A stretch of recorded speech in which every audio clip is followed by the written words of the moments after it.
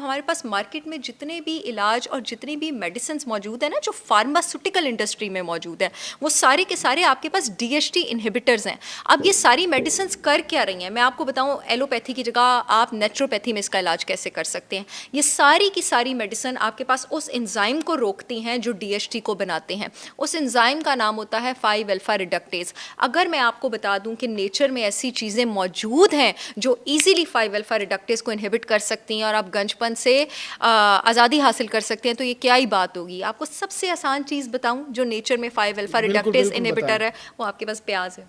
प्याज। और इसीलिए मेरी ब्रांड होलिस्टिक विजडम बाय सहर चावला ने इस एपिसोड के लिंक के कैप्शन में भी लिंक मौजूद होगा। मेरे ऑफिशियल पेज डॉक्टर सहर चावला पे भी आप मेरे प्रोडक्ट्स का लिंक देख सकते हैं।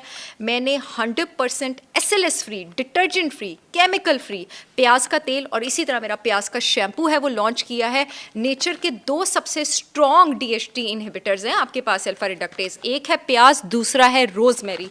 मैंने रोजमेरी का शैम्पू और ऑयल भी लॉन्च किया है, प्याज का शैम्पू और ऑयल भी लॉन्च किया है। पाकिस्तान की सारी रेगुलेटरी अथॉरिटी से अप्रूव्ड हैं, ये ठप्पे लगे हैं, पूरे मुल्क में शिपमेंट हो रही है। 3-4 महीने आप इसको इस्तेमाल करें, लगेगा आपने बाल ब्लो ड्राई किए हुए हैं।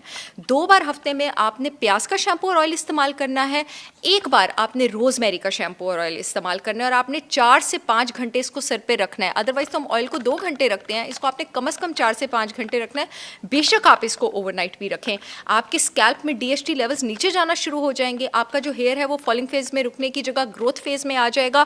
और उसके साथ साथ आपको अपनी डाइट में भी कुछ चीज़ों का ख्याल करना है, वो अलग है, अगर आप कहें तो मैं बताती हूँ।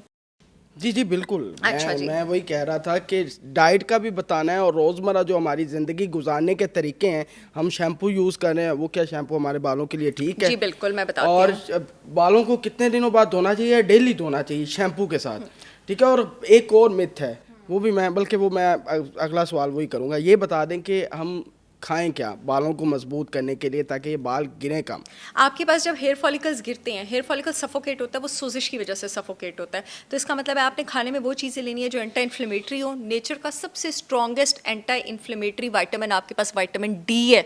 अपने विटामिन D लेवल्स का आपने ख्याल रखना है। हमने एक बार पहले भी बात की थी कि विटामिन D के बेशक आप इंजेक्शन लगवा लिया करें, क्योंकि सनलाइट से तो इतना इनफ एक्सपोजर होता नहीं है। और उसके साथ साथ जिंक एक ऐसा मिनरल है जो अगेन, जो ये प्याज और रोजमेरी जिस एंजाइम के इनहिबिटर है ना, जिंक भी उसका इनहिबिटर है। जिंक आपके पास सबसे ज़्यादा रेड मीट में होता है और शेलफिश में होता है। उसके साथ साथ आप चाहें तो जिंक का synthetic supplement zinc gluconate 20 milligram आप डेली ले सकते हैं। सैलेड में प्याज नहीं यूज़ करना, प्याज का तेल आपने स्कैल्प पे लगाना है। अच्छा। आपने सीधा स्कैल्प में DHT को इनहिबिट करना है। डाइट में आपने जिंक लेना है, वो आपने रेड मीट से लेना है। डाइट में आपने विटामिन D लेना है। डाइट में आपने ओमेगा 3 लेना है। आपने अपनी बॉडी में इन्फ्लेमेशन नीचे करनी है। ओमेगा 3 आपके पास अंडे की जर्दियों में मौजूद है, ओमेगा 3 आपके पास फिश में मौजूद है, रेड मीट में मौजूद है, देसी घी में मौजूद है। चाहे तो बेशक मेरा देसी घी आप मंगवाएं। ओमेगा 3 आपके पास नारियल के तेल में मौजूद है, जैतून के तेल में मौजूद है। चाहे तो आप बेशक मेरा आप नारियल का तेल मंगवाएं, आप जैतून का तेल मंगवाएं, लेकिन इन फैट्स को अपनी डाइट में इंक्लूडेड रखें। आपने अपनी डाइट में कोई भी कॉर्न ऑयल नहीं लेना, कैनोला ऑयल नहीं लेना, कॉटन सीड ऑयल नहीं लेना। ये सारे के सारे ऑयल, सनफ्लावर ऑयल, ये सारे के सारे ऑयल इन्फ्लेमेटरी हैं, बॉडी में आपके पास टोटली इन्फ्लेमेटरी कंडीशन बढ़ाते हैं। और आपकी डाइट में बहुत सारी हरी सब्जियां होनी चाहिए, बहुत सारे क्रूसीफेरस वेजिटेबल्स होने चाहिए, क्योंकि वो भी आपके पास DHT को इनहिबिट करते हैं। फाइबर भी है उसमें, बहुत ज़्यादा फाइबर है। तो फाइबर क्या करता है, आपके गट को फीड करता है, आपके गट की जो प्रोबायोटिक्स की हेल्थ अच्छी होगी, आपकी बॉडी में इन्फ्लेमेशन नीचे होगी। इसके साथ साथ अपनी नींद का बहुत ख्याल रखें और कोशिश करें कि आप वर्जिश करें। जब आप सोते अच्छे हैं तो आपके जिस्म में जो कॉर्टिसोल है, कॉर्टिसोल अगर बॉडी में ज़रूरत से ज़्यादा हो तो आपके पास सोजिश होती है, इन्फ्लेमेशन होती है, तो कॉर्टिसोल के लेवल्स जो हैं वो भी आपके पास नीचे रहते हैं। तो in that case you feel better. Biotin, vitamin B7, इसका आप सिंथेटिक सप्लीमेंट भी ले सकते हैं around initially 1000 mcg per day for 1 और 2 मंथ्स। उसके बाद आप इसको कॉन्टिन्यूसली लेते नहीं रहते हैं, क्योंकि अक्सर बायोटिन की कमी से भी आपके पास हेयर फॉल होता है। आप उसके बाद हमेशा अपनी प्रिस्क्रिप्शन को रिन्यू करवाते हैं। ये भी एक ऐसा सप्लीमेंट है जो आप इंक्लूड कर सकते हैं। और हेयर फॉल की एक बहुत बड़ी रीजंस हैं जो लोगों को नहीं पता। 2 रीजंस एक्चुअली। अगर आपका थायराइड ठीक काम नहीं कर रहा ना, आप हाइपोथायराइड है, थायराइड आपका फंक्शन नहीं है। फॉर एग्जाम्पल, अगर मेरे पास कोई पेशेंट आके बैठे और वो कहे कि मुझे हेयर फॉल भी है, मुझे कब्ज़ भी है, मेरी आईब्रोज भी थिन हो रही हैं, मेरा वजन भी बढ़ रहा है और मुझे डिप्रेशन भी रहती है, तो मैं तो कह दूंगी कि भाई अपना थायराइड चेक कराओ, हाइपोथायराइड है, ठीक है। अब अगर आपको हाइपोथायराइडिज्म की वजह से हेयर फॉल है तो ये प्याज और रोज़मेरी शैम्पू के साथ साथ आपने selenium 200 microgram supplement daily empty stomach लेना है और जिंक ग्लूकोनेट भी लेना है जो मैं आपको बता रही हूँ, और विटामिन डी भी लेना है। अच्छा, अब थायराइड कम होने की एक और भी बड़ी अजीब वजह होती है ख़वातीन में अगर एस्ट्रोजन टॉक्सिसिटी, हम फॉल्स एस्ट्रोजन पे बहुत बार बात कर चुके हैं, वो ज़रूरत से ज़्यादा हो जाए तो वो थायराइड के फंक्शन को सप्रेस करती है। एस्ट्रोजन भी अगर ज़रूरत से ज़्यादा हो जाए तो DHT ज़्यादा होता है, थायराइड भी नीचे चला जाए तो DHT ज़्यादा होता है। तो जब तक हम एस्ट्रोजन टॉक्सिसिटी को डील नहीं करेंगे, थायराइड को डील नहीं करेंगे, तो आपका हेयर फॉल डील नहीं होगा। और सबसे बड़ी बात, स्ट्रेस। जिस इंसान की ज़िंदगी में टेंशन होगी, जिस इंसान की ज़िंदगी में स्ट्रेस होगा, अक्सर मेरे पास जब पेशेंट्स आते हैं ना जिनको ऑटोइम्यून डिजीज़ हो जाता है, ऑटोइम्यून डिजीज़ अक्सर हेयर फॉल के साथ आता है। मैं जब भी इंक्वायर करूँ, आप यकीन करें जैन, किसी के यहाँ कोई जॉब लॉस हुआ होता है या कोई पर्सनल हादसा हुआ होता है, स्ट्रेस के बगैर दौर पहले भी स्ट्रेस वाला था, हमेशा है। देखिए जी, जब तक ज़िंदगी है तब तक चैलेंजेस हैं, आपको अपने चैलेंजेस मैनेज भी करना है और आपको उसके बीच में मज़ा भी करना है। यही तो फिर आप वरना आप क्या खिलाड़ी हैं फिर, ठीक है? आपको उसको मैनेज भी करना है और आपको लाइफ को एंजॉय भी करना है।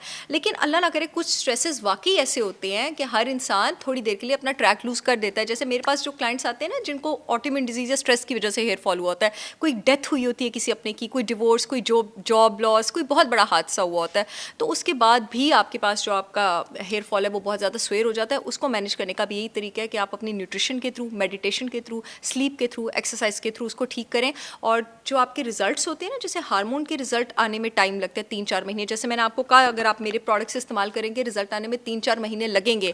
हेयर फॉलिकल्स की साइकिल को ठीक होने में थोड़ा टाइम लगता है। एक आपने बात की, मैं अब आंसर करना चाहूँगी, आपने 2 सवाल पूछे थे।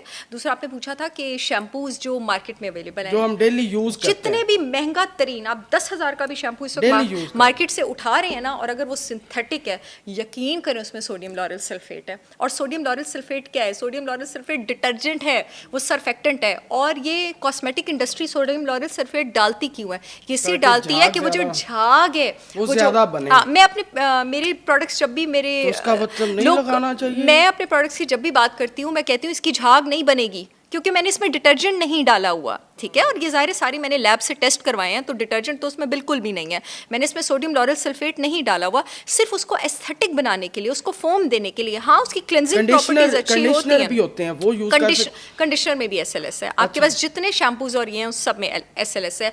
आपको SLS फ्री शैम्पूज यूज करने अगर आप अपने बाल बचाना चाहते हैं, मेरे मिलते हैं, मेरी ब्रांड के हैं, होलिस्टिक विजडम बाय सार चावला के, पूरा पाकिस्तान खरीदे। मैं आ गई हूँ अब आप लोगों के लिए, आपको की वजह से जो हम यूज कर रहे हैं झाग बनाने के लिए, तो वो झाग, मैं यही कहती हूँ, मेरे शैम्पूज की झाग नहीं बनेगी क्योंकि उसमें डिटर्जेंट नहीं है, लेकिन मेरे शैम्पूज आपके बाल बचा लेंगे।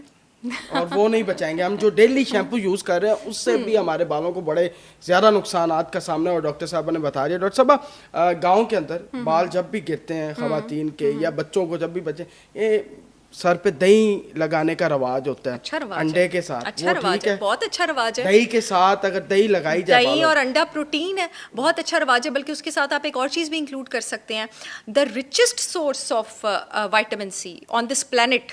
लोग समझते हैं कि नींबू और ऑरेंज है, नहीं, आंवला है। मैं बल्कि ये मास्क बनाती भी होती हूँ, मेरा आंवला पाउडर भी है। आप 1 टीस्पून आंवला पाउडर लें, ठीक है, 1 टेबलस्पून आप इनमें से कोई भी ऑयल लें, आप दही लें, आप अंडा लें, और आप हर 2 से 3 दिन बाद उसका मास्क बना के लगाएं। दही एंड अंडा इस प्रोटीन। हमारे बाल क्या है? वो प्रोटीन है, ये प्रोटीन के स्ट्रैंड्स हैं। विटामिन सी क्यों चाहिए इसके लिए? आपके पास हेयर में जो प्रोटीन है, कोलेजन और केराटिन, विटामिन सी ना हो तो वो बन ही नहीं सकता। आप डायरेक्ट विटामिन सी का रिचेस्ट सोर्स आंवला पाउडर आप उसमें डालें, आप उसको मिक्स करें और आप अपने बालों में उसका मास्क लगाएं। बल्कि आप इसमें मेथी दाना भी शामिल करें।